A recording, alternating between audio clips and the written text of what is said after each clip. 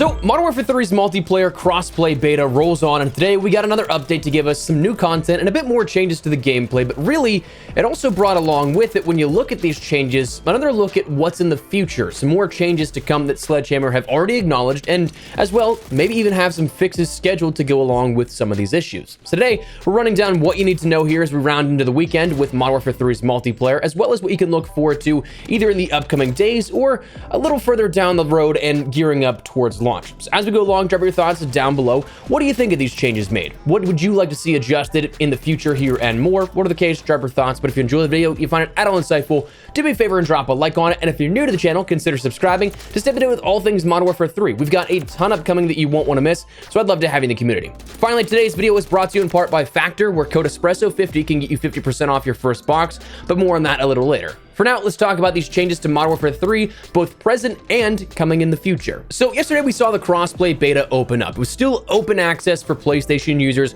who ended up having their open access start last weekend, continuing on here at this weekend, but Xbox and PC users got their first hands-on experience with it. Currently, as of recording this and as this video going live, it is still early access. Tomorrow it will open up for all players, regardless of if you have a beta code or not. You'll just be able to simply download it from the Xbox platform store and BNet and Steam on PC. But right now, you still have a little bit of that sort of hurdle to get in. However, some of the content that we expected to see yesterday didn't come until today. Some timed rollout on that kind of stuff, that including a brand new map for Ground War, not something we've seen in the past, of Orlov Military Base, and the mode of Search and Destroy added into the regular rotation as well. This actually having its own selectable playlist in the menus and not something you just have to kind of hope you get in queue.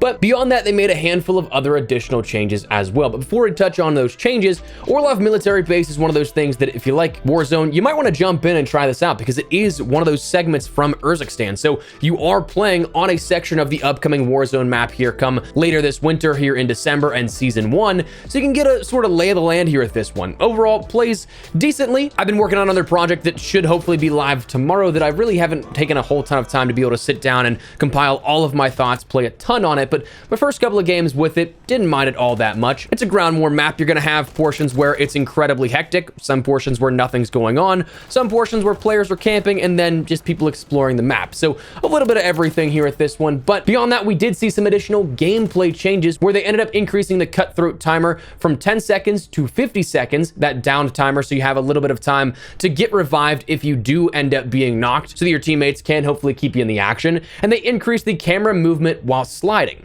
But additionally, they also announced that players will be familiar with another camera change for the movement, where players, if you ended up trying to slide on a declining surface, you might have noticed that you couldn't look down, something that was kind of locking you in that immediately heads up position, level with wherever your view was whenever you started that slide, again, on that declining slope. This is a bug that may be very situational. You might not have even noticed it, but it was something that, honestly, I noticed immediately whenever I jumped in on the PlayStation 5 beta even. But this has been fixed out now, where you can now adjust where you're looking on any surface, inclining, declining, level ground, whatever the case. You're now no longer going to have that sort of locked state with your vision. That was a bug that persisted, I want to say, all the way back to like the Verdansk days and Verdansk 84 within the original Modern Warfare 2019 and Warzone experiences, and for whatever reason it came back here with the Modern Warfare 3 beta. I don't recall this being a huge issue within Modern Warfare 2, but again, not too many people were sliding or taking advantage of that slide, so you probably didn't notice it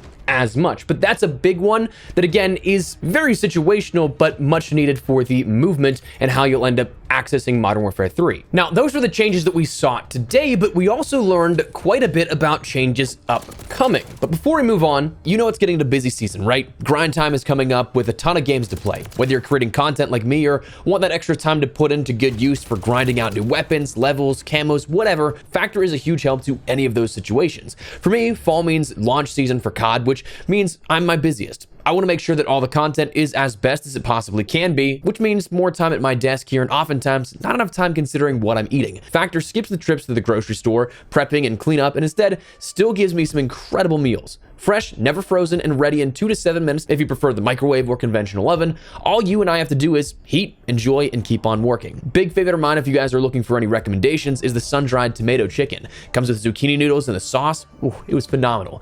But that said, Factor's options make it a hit for any appetite. There's tons to choose from nutritious options for whatever dish you're looking for, to even things like smoothies and juices for snacking. I'm confident that you'll find something that you love, and with today's deal, you can head over to factor75.com or click the link below and use code espresso50 to get 50% off your first Factor box. Again, that's a whopping 50% off your first box at factor75.com with code espresso50. So try it out, and a big thanks to Factor for sponsoring this video. Now back to it. Let's talk a little bit about the future here for Modern Warfare 3 and changes that we already know are going to be on the way. Some we might even see before the end of this weekend.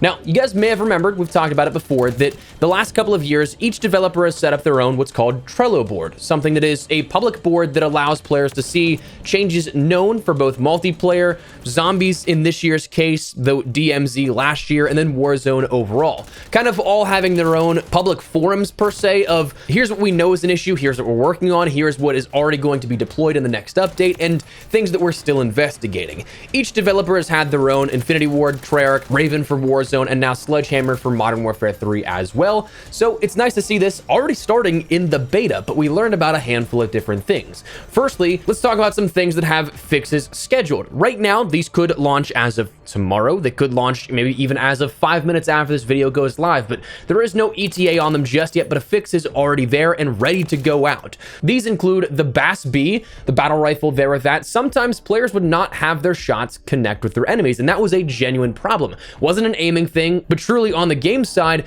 bullets shot by the BAS-B sometimes just would not connect with those enemy players. So if you had those air quote ghost bullets, you weren't alone. That was a genuine problem that a lot of players and the game itself was having. There's also a fix incoming for footstep volume levels for teammates that should now match the level of enemies. This has been a big problem, I think, so far, where friendly teammate footstep audio is so much louder. I'll hear this stomping and think it's an enemy, and then I'll turn around, it's just my teammate Jeff round in the corner right after he spawned right next to me. Personally, I think audio is always going to be one of those things that's hotly contested. I don't think there's ever going to be a right or wrong answer.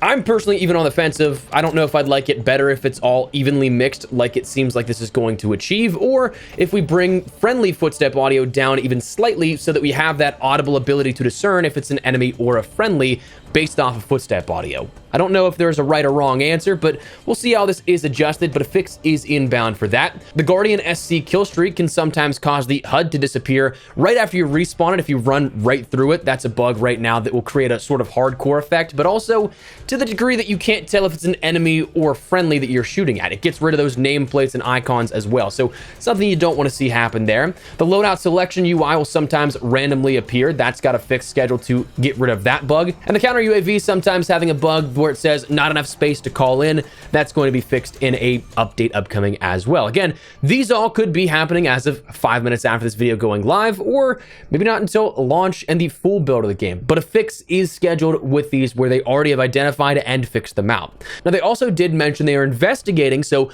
these changes are not, as of the time of recording this, in the pipeline, but they are aware and working on something to fix these out. Where the ACS field upgrade does not currently capture objectives, that's one of the big talking points for that field upgrade and why you'd take it. Sometimes there just is not VO or voiceover for the announcer telling you that there's an enemy UAV activated. Sometimes the player health bar is missing from the HUD, and Blaze's grenade voice line often will repeat, and that's a sort of now almost meme-worthy VO bug, just like the a bomb's been planted on our ammo supply back in World War II, but it'll just constantly spam grenade, grenade, grenade, to the point where you'll hear it in your sleep. But those are issues they're investigating. No ETA on those just yet, but they are aware of them. So that said, that is a little bit of a glimpse as well into the future for some changes upcoming and what's still on the horizon. Is it everything they're looking into? Absolutely not. I'm sure there's still a plethora of different things, obviously, like spawns being worked on. That is not necessarily a small, finite thing they're working on right now, but a larger ticket item they're working to refine here coming up.